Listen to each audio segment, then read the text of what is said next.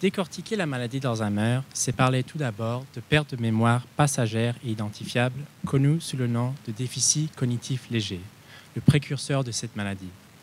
Pour certains, ce déficit s'atténuera avec le temps pour quasi disparaître, ou bien demeurera sans pour autant s'aggraver.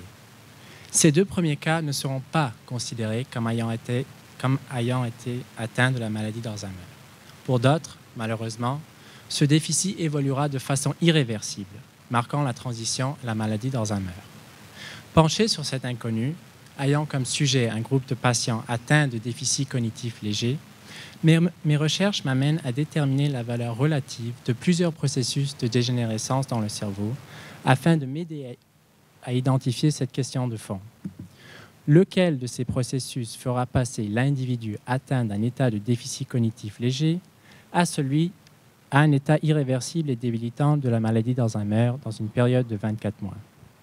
L'imagerie par résonance magnétique, la tomographie par émission de positons, des techniques avancées d'imagerie cérébrale sont les outils de choix auxquels j'ai accès pour m'aider à mesurer les changements structurels et fonctionnels affectant le cerveau.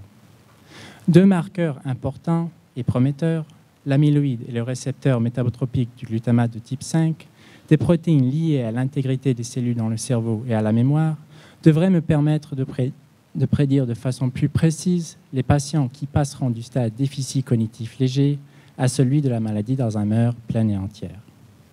Bien que cette dernière puisse affecter certaines personnes de façon précoce, le risque d'être frappé par cette maladie augmente de façon significative avec l'âge. Ainsi, on estime qu'un baby-boomer sur 5 sera atteint de cette maladie durant sa vie. Quelques chiffres. À présent, la maladie d'Alzheimer affecte plus de 125 000 Québécois, 500 000 Canadiens, 4,5 millions d'Américains et plus de 25 millions d'individus dans le monde. En 2030, par extrapolation, ces chiffres augmentent de façon dramatique. La maladie d'Alzheimer se hausse ainsi au premier rang des grands défis du XXIe siècle en matière de santé. Des outils de plus en plus performants dans l'identification précoce de cette maladie, des médicaments plus au point, nous permettront de traiter cette dernière à ses tout débuts, de façon plus efficace. Nous avons grand espoir de pouvoir réduire de moitié les chiffres prédits et d'endiguer ainsi la marée montante que représente la maladie d'Alzheimer à l'heure où je vous parle. Merci.